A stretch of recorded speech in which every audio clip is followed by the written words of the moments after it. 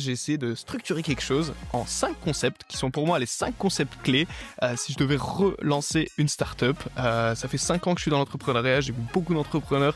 N'importe quelle action, il y a tellement moyen d'avoir beaucoup d'informations, beaucoup de validations sur le terrain avant de construire quoi que ce soit.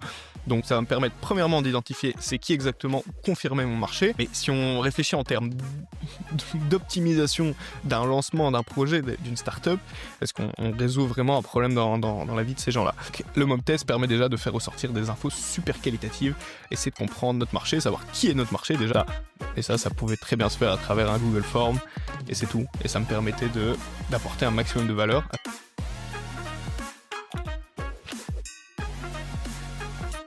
Eh bien, bonjour à tous, bienvenue sur le podcast Mind My Business. Je m'appelle Sacha Delcourt et je propose un podcast pour les entrepreneurs, les aspirants entrepreneurs, pour regarder un peu à l'envers du décor de l'entrepreneuriat. J'ai fait plein d'épisodes, dont des discussions avec d'autres entrepreneurs dans plein d'industries différentes pour vraiment dérouler tout leur parcours entrepreneurial, savoir vraiment de A à Z comment ça se passe d'être entrepreneur. En vrai, c'est quoi être entrepreneur?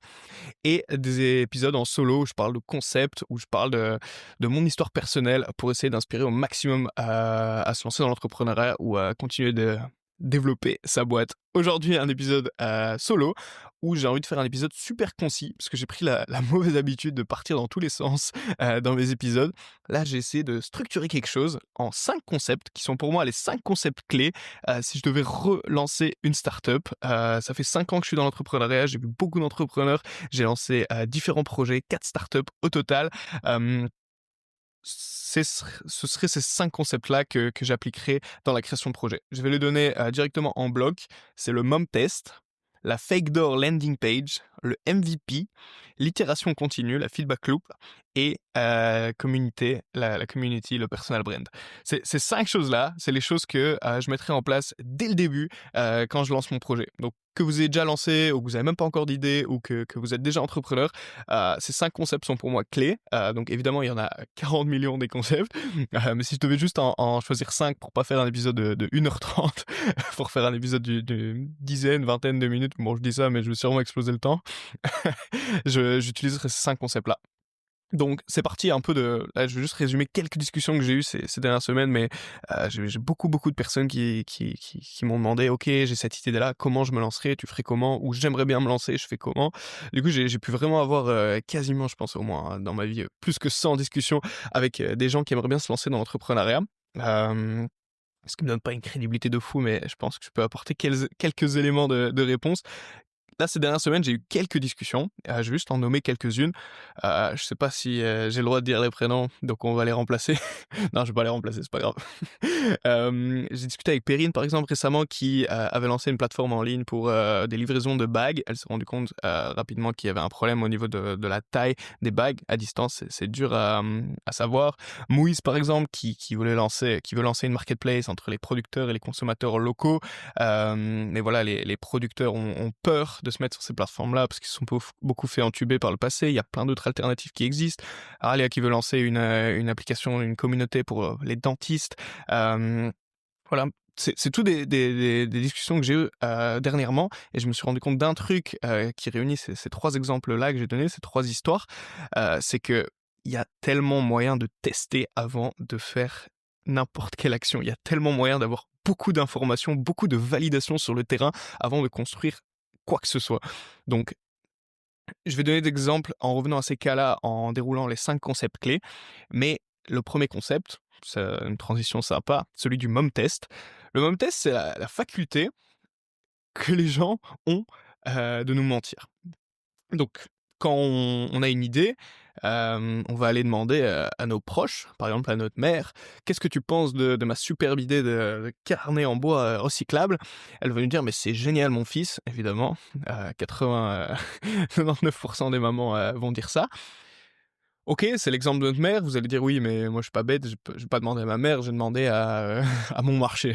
Mais le marché, si tu lui demandes directement: «Est-ce que ça t'intéresserait ça?» La plupart des gens, sans le vouloir, subconsciemment, ils vont quand même nous mentir, les gens. Donc en gros, la grosse ligne du mom test, c'est simplement de dire, au lieu de demander, «Est-ce que tu penses que si je crée ça, ça t'aiderait?» c'est de demander des choses style: «Ah OK, tu cherché une solution à ce problème que tu as là dans ce domaine-là dont tu m'as dit?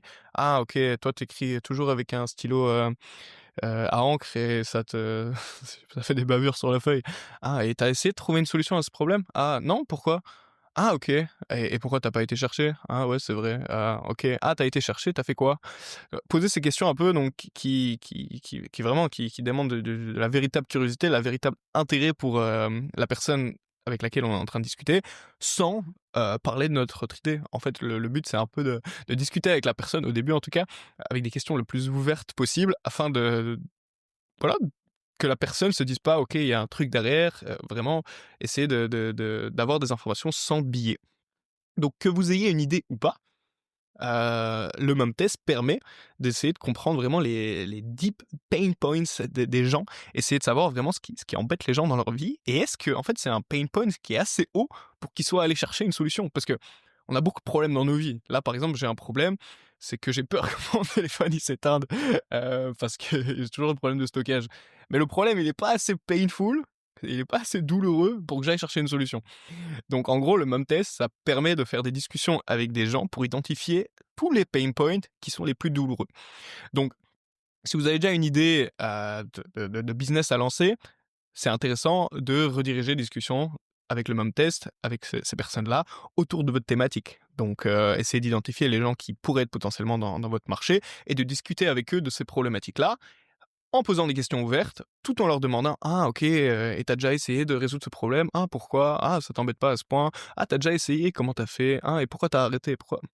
et vraiment essayer de comprendre et des questions ouvertes et au fur et à mesure, vous pouvez un peu recentrer le truc vers à la fin: «Ah OK, mais du coup s'il y avait ce truc qui existerait, ça on le» mais commencer très important et pendant des dizaines de minutes presque, queue ouverte, on comprend même pas que vous avez un truc derrière, juste voilà une curiosité, vous aussi vous avez le même problème par exemple, une vraie discussion.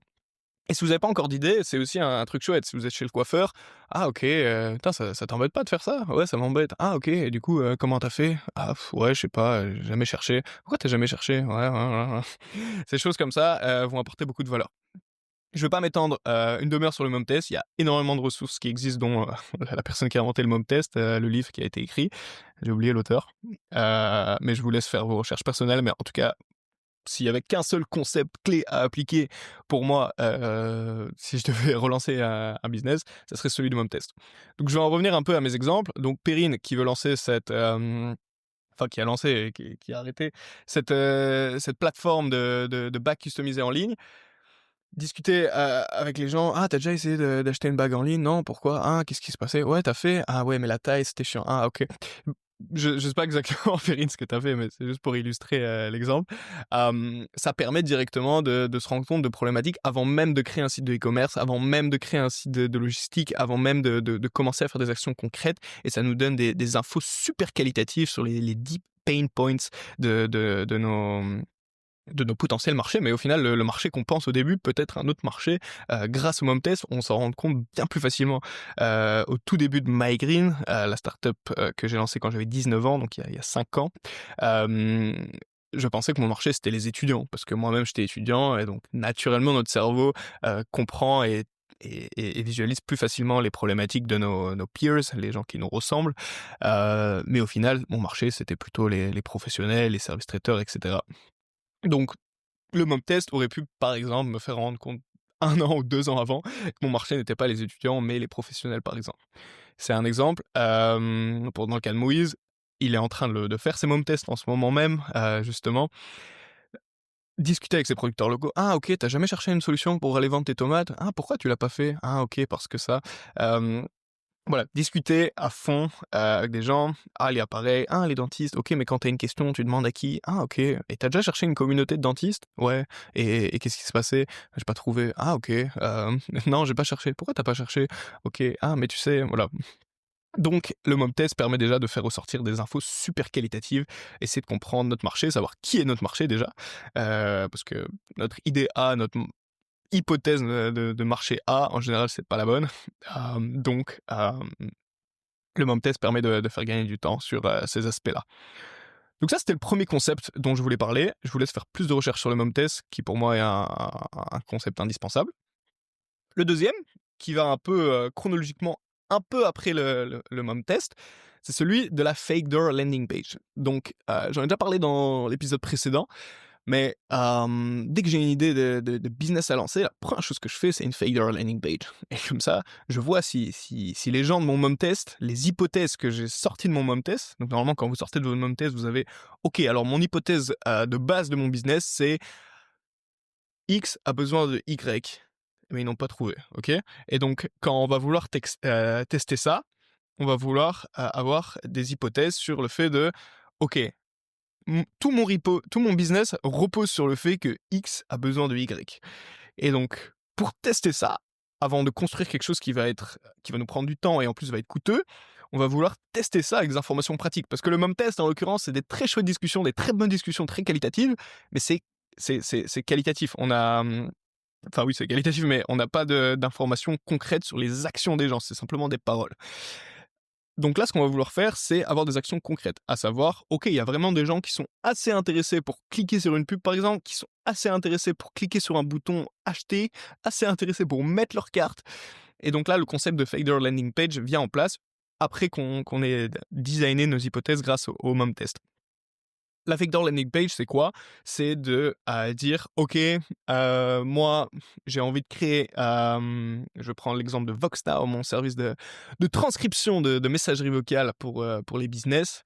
Quand j'ai commencé, avant de construire le produit, ce que j'ai fait, c'est que j'ai créé une landing page, j'ai créé une page où j'ai écrit, ok, transcrire vos messages vocaux ou marre de devoir écouter toute votre messagerie vocale, les appels que vous avez manqués. Je sais plus exactement ce que j'ai écrit. D'ailleurs, j'ai fait plusieurs versions de la B-testing pour voir un peu celle qui fonctionne le mieux.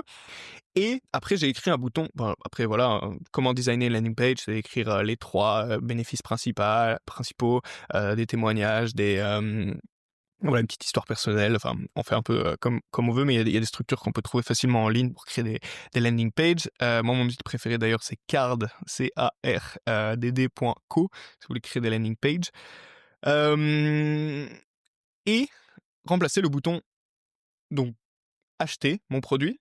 Quand les gens vont appuyer sur acheter mon produit, vous pouvez faire une page de paiement, factice, et une fois qu'ils ont renseigné leurs informations de paiement, vous allez gentiment leur envoyer un message disant «Ah, le produit n'existe pas encore, mais merci beaucoup de ton intérêt, laisse ton adresse email et quand le produit existera, je te l'enverrai directement avec une réduction», par exemple. Vous pouvez faire ce genre de choses, ou vous pouvez faire carrément, dès que quelqu'un remplit le formulaire d'inscription, vous recevez une notification et vous l'appelez directement dans la foulée pour avoir des informations. «Ah ouais, t'étais prêt, ok, ok, qu'est-ce que tu veux exactement?» Pour continuer un peu ces discussions-là, sachant que la personne allait acheter, elle était en train de mettre sa carte dans le site. Donc la façon dans laquelle je procède pour faire des fake door landing page, c'est que je crée 15 pubs différentes que je promeus sur différentes plateformes. Ça peut être Google, ça peut être Instagram, Facebook, ça dépend un peu de ce que vous proposez. C'est plus B2B, B2C par exemple. Dans chacune de ces pubs, je vais mettre une proposition de valeur différente. Donc une image, un titre, une description différente. Et ça va me permettre déjà de voir, OK, quels utilisateurs cliquent le plus sur tel type de pub.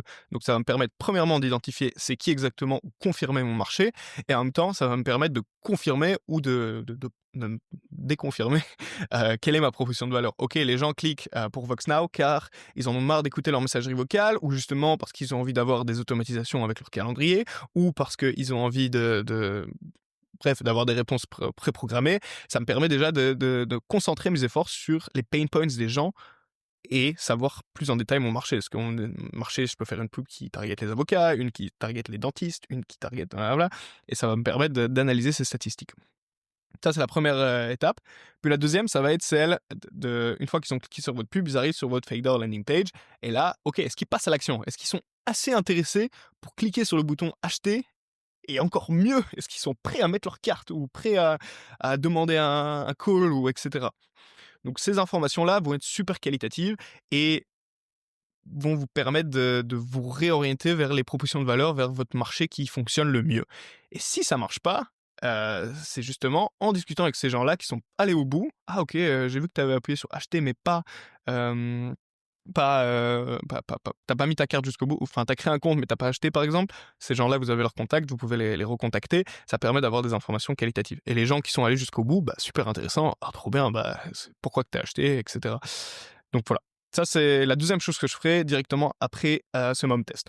Donc ça c'est un peu la première bucket, si on devait un peu organiser les 5 concepts que je présente ici, je mettrais le mom test et la fake door landing page dans un premier truc, une première box, et après le MVP, l'itération continue et le personal brand, la communauté, dans une deuxième. Parce que dans le premier, en fait, on construit rien. On n'a rien fait. Concrètement, on n'a rien fait. On n'a rien fait. Et je sais que c'est super excitant de construire direct une plateforme. Je reprends encore le cas de Alia ou Moïse, qui veulent directement développer un site web, directement développer une technologie. Et je le comprends. J'en parle dans mon épisode où je raconte l'histoire avec MyGreen. Enfin, la première chose que j'ai fait, c'est aller voir des développeurs, payer des milliers d'euros, créer un site web. Et OK, c'est trop chouette, on est fiers de le montrer, mais si on réfléchit en termes d'optimisation d'un lancement d'un projet, d'une startup, c'est qu'on lance quelque chose qui est a priori innovant, et donc on n'a aucune idée de si ça va vraiment marcher ou si vraiment il y a de l'innovation. Est-ce que les gens ont envie de cette innovation?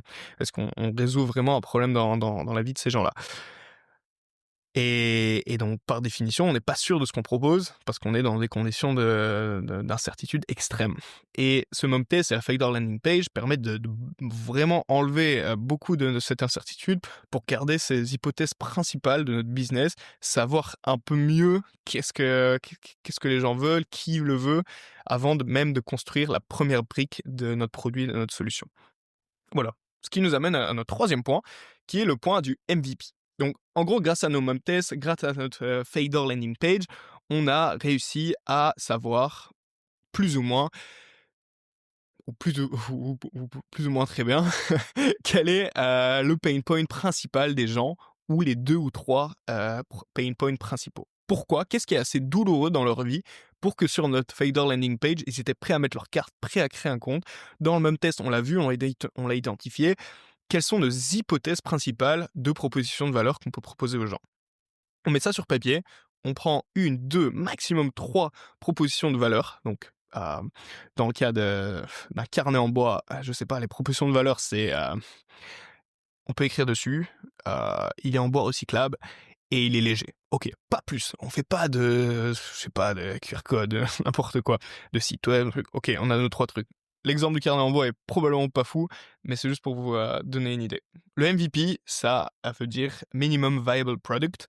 Donc, produit minimum viable, c'est le produit qui a le moins de caractéristiques possibles pour le maximum de retour, le maximum de valeur qu'on apporte. Donc, c'est un peu la règle des 20-80. On a une idée de notre solution totale qui représente 100%. On va simplement faire 20%. On va essayer de trouver ces 20% qui apportent le 80% de valeur à nos early adopters, à nos premières personnes qui vont essayer notre produit. Et justement, pour comprendre c'est quoi ces 20% qui apportent 80% de valeur, 20% de choses qu'on va construire, donc une solution, un produit tangible qui apporte 80% de valeur à notre marché. Pour comprendre ces choses-là, justement, le même test et la Fader Landing Page sont très utiles pour le faire en minimisant au maximum notre temps investi et notre argent. Je vais vérifier si ça enregistre bien. Yes, on est encore bon. Donc, comment on construit un MVP? C'est grâce à ces hypothèses principales qu'on a de ce que veulent les gens. Dans le cas de MyGreen, l'erreur que j'ai fait, moi, c'est que j'ai fait un site super customisé, truc de malade, etc. Design de fou, site super neat. Il m'a pris 6 mois à faire.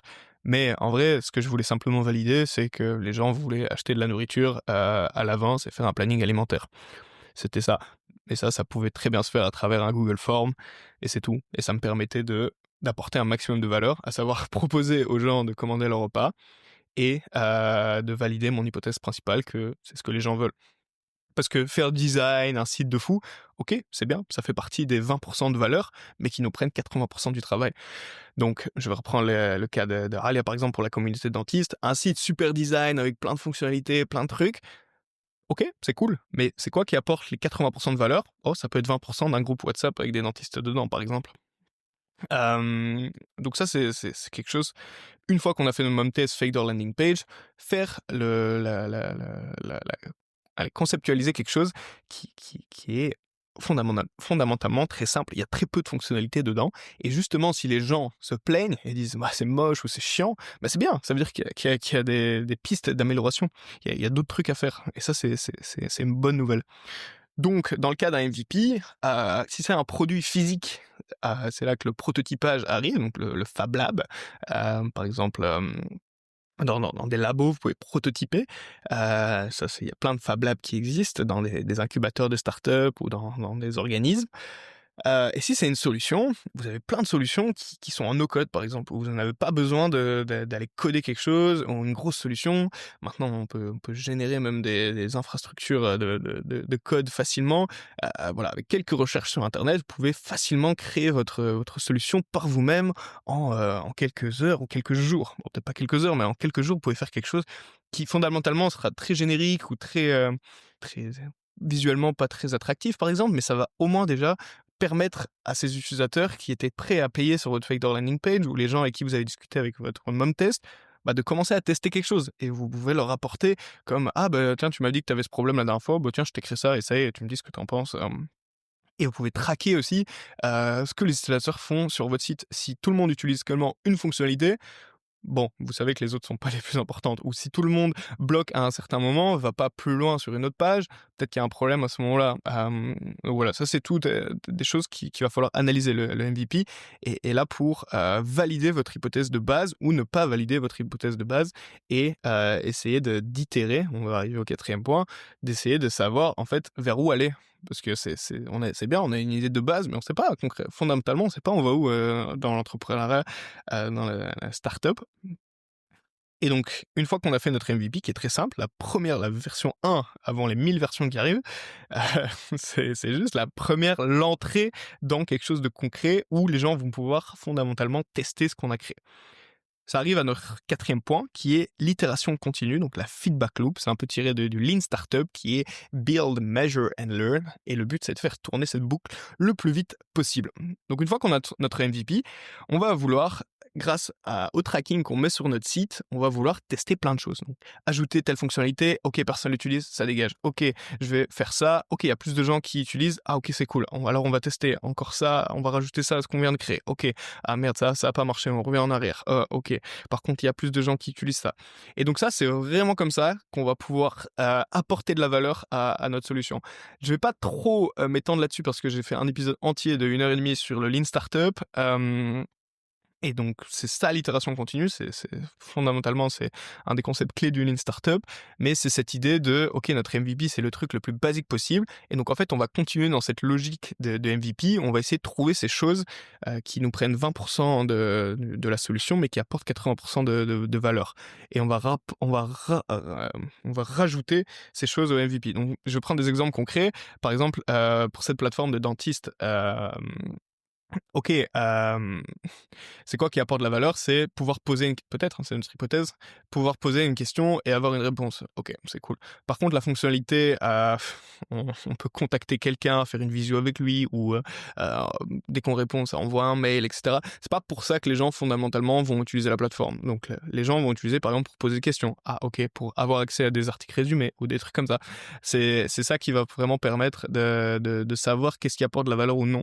Et ça, on va le savoir en testant différentes choses. On va pouvoir mettre 3 rubriques sur notre site web.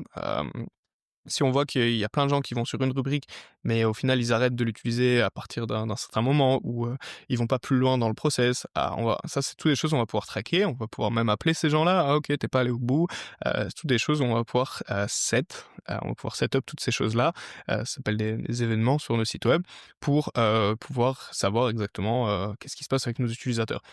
Ça peut paraître chinois ce que je raconte, mais c'est très simple à mettre en place avec des outils comme Google Analytics. Vous pouvez vraiment mettre ça en place facilement et c'est super utile. Vous n'êtes pas obligé de vous compliquer la vie beaucoup plus avec ce genre de choses, mais sachez que c'est des choses faciles à mettre en place. La dernière chose, c'est, j'ai regardé une vidéo hier de le fondateur de Lemlist qui racontait que comment il est devenu une référence dans son domaine. C'est que lui, gratuitement, il aidait les gens sur Reddit, sur des groupes Facebook, etc. Et donc en fait, au début, le but, c'est d'apporter le plus de valeur à notre audience, aux gens autour de nous et il y a beaucoup de choses qu'on peut faire gratuitement. Comme ça, on devient un peu une référence dans notre domaine et dès que quelqu'un aura cette problématique, les gens vont nous recommander entre eux, les gens vont venir vers nous et une fois qu'on aura notre outil, sans même avoir construit notre outil au début, bah, directement, on aura un pool de personnes qui seront prêts à venir, directement.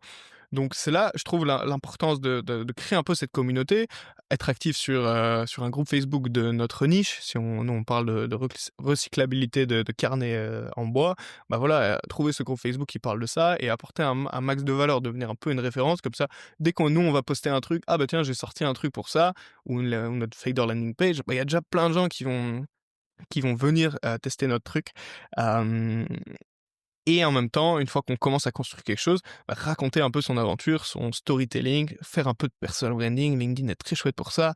Voilà, poster un peu comment ça se passe, l'évolution de tout ce qu'on fait, toujours dans cette optique de devenir un peu la référence dans ce qu'on fait et apporter un maximum de valeur aux gens qui partagent la même problématique ou suivent simplement notre aventure. En mon opinion, et je reste humain et donc je respecte pas forcément, tout le temps les choses que je dis, mais de manière rationnelle et objective, je pense que appliquer ces 5 concepts-là dans le lancement d'une startup, ça permet à coup sûr d'investir chaque centime et chaque minute de notre temps à des choses qui sont optimales, à des choses qui sont efficaces, à des choses qui vont vraiment mener à: «OK, j'ai trouvé une solution à un vrai problème» et pas à des trucs: «Ah putain, j'ai passé des semaines à développer un truc, mais tout le monde s'en fout». Le sentiment d'un truc comme ça, il fait mal, il fait mal. Donc, pour résumer cet épisode, voilà, j'ai réussi à faire un épisode de 25 minutes. Félicitations à moi. 1er épisode, c'est même test. 1er concept, pardon, c'est le même test, d'aller discuter avec des gens en éliminant les billets, en posant des questions ouvertes, style: «Si j'avais ça, est-ce que tu achèterais?» «Non». Demander: «Ah mais du coup, tu m'as dit que tu avais ce problème, tu déjà essayé de trouver une solution?» «Oui, non, ah pourquoi?» Bah, voilà, OK. Deuxième chose, créer une fake door landing page, donc un faux site où les gens peuvent acheter nos produits, mais le produit n'existe pas encore. Comme ça, on peut voir en pratique, est-ce que les gens sont prêts à cliquer sur un bouton acheter sur notre site web ou c'était que du vent, ce que nous ont dit les gens dans le mock test. Le MVP, c'est la première version de notre produit, de notre solution, qui, avec 20% des caractéristiques, apporte 80% de valeur pour vraiment tester qu'on soit sur la bonne voie. 4, l'itération continue, la feedback loop, permet autour de notre MVP à chaque fois de tester des choses, rajouter des fonctionnalités, enlever, changer, améliorer, retirer des choses. Toutes ces choses-là doivent être très rapides, donc la feedback loop de build des nouvelles fonctionnalités, measure, regarder ce qu'ils ont fait les gens, les actions et les inactions des gens, et puis apprendre de ça pour recréer de nouvelles choses et faire tourner ce cycle le plus vite possible afin de savoir qu'on est toujours sur la bonne voie, qu'on n'est pas dans notre tête à créer quelque chose dans notre chambre que personne n'utilisera. Et dernièrement, c'est cette partie de devenir un peu une référence dans ce dans la communauté qu'on est en train de targeter, dans la niche, dans le marché qu'on est en train d'adresser, devenir un peu une référence en apportant toujours un maximum de valeur, en étant actif sur des groupes sur notre niche, en construisant un peu un espèce de personal brand pour devenir voilà cette référence. Et ça passe par des groupes sur les réseaux sociaux, que ce soit sur Reddit ou par en devenant actif sur LinkedIn. Voilà. Donc ces 5 concepts-là, pour moi, représentent déjà une très bonne base sur comment lancer une startup de manière optimale, et ça donne directement des actions parce que Heu, souvent ce que j'entends, c'est que: «OK, j'ai envie de me lancer, je peux avoir une idée ou je peux même pas en avoir, mais je sais pas par où commencer». Là, c'est clair, le mob test, vous faites vos discussions, vous essayez de savoir c'est quoi les vrais problèmes des gens, vous notez les hypothèses. OK, je prends ces hypothèses-là, je fais des pubs avec ou je fais des landing pages avec. J'ai même donné un outil dans cet épisode que j'utilise, Card. Vous avez voilà ces sites web, vous pouvez savoir si les gens utilisent. Oui, non, ah OK, personne n'a utilisé, merde, OK, c'était pas la bonne idée ou faut changer ça. Ça permet voilà d'itérer, très vite, et donc vous pouvez faire 30 mom tests en une semaine et après créer votre landing page en un jour, faire les résultats en 5 jours. En 15 jours, vous savez si une idée elle est bonne ou pas, et c'est tout. Ouais. Move on, ou vous pouvez, regarder en détail cette idée. OK, ça a bien marché, il y a des gens qui sont inscrits, ça a l'air intéressant. OK, je crée mon MVP, ça prend 4 jours. OK, cool. Puis je fais une nouvelle itération chaque semaine. Enfin, en 2 mois, vous pouvez déjà développer un gros truc. Donc c'est très facile de commencer. Donc le conseil que j'ai toujours, c'est fais un truc aujourd'hui, envoie un mail, planifie un appel avec quelqu'un, fais un truc aujourd'hui qui va te permettre de te rapprocher de ton marché et de comprendre plus en détail. Voilà pour cet épisode, qui sont pour moi les 5 concepts fondamentaux pour lancer une startup en 2025. Je vous invite à suivre le podcast Mind My Business sur les réseaux sociaux. Il est sur TikTok, il est sur Instagram, mon compte personnel sur LinkedIn, Sacha Delcourt. L'épisode est disponible sur toutes les plateformes. Si vous êtes sur YouTube, vous voyez la vidéo, mais si vous n'êtes pas sur YouTube, vous pouvez aussi aller sur YouTube, regarder la vidéo de moi qui parle en live. Mais voilà, je vous remercie de votre écoute. Si vous avez des retours, vraiment c'est une mine d'or pour moi. Dites-moi ce que vous aimez, ce que vous n'aimez pas dans ce podcast, et ensemble on fera un podcast meilleur. Voilà, je vous souhaite une excellente matinée, soirée, journée, et à très vite sur Mind My Business.